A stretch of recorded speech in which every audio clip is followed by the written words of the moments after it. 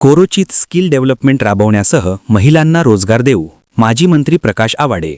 कोरोची येथे भारतीय जनता पार्टीचे जिल्हा परिषदेचे अधिकृत उमेदवार सानिका आवाडे व पंचायत समिती उमेदवार सुमेध उर्फ सनी ओवळकर यांच्या प्रचारार्थ ग्रामपंचायत व्यासपीठावर भव्य प्रचार सभेचे आयोजन करण्यात आले होते। यावेळी माजी मंत्री प्रकाश आवाडे यांनी मार्गदर्शन करताना कोरोचीच्या सर्वांगीण विकासाचा ठाम निर्धार व्यक्त केला। प्रकाश आवाडे म्हणाले की सुपरफास्ट कामाच्या माध्यमातून गावाचा कायापालट करण्यात आला आहे।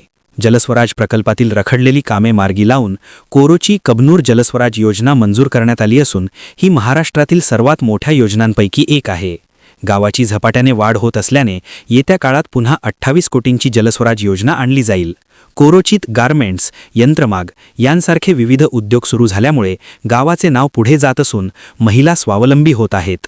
महिलांच्या हाताला घर बसल्या काम देण्यात येईल, स्किल डेव्हलपमेंट राबवले जाईल, तसेच सर्व समाजातील तरुणांना 15 लाख रुपयांचे बिनव्याजी कर्ज देऊन नवउद्योजक घडवले जातील, असे आश्वासन त्यांनी दिले।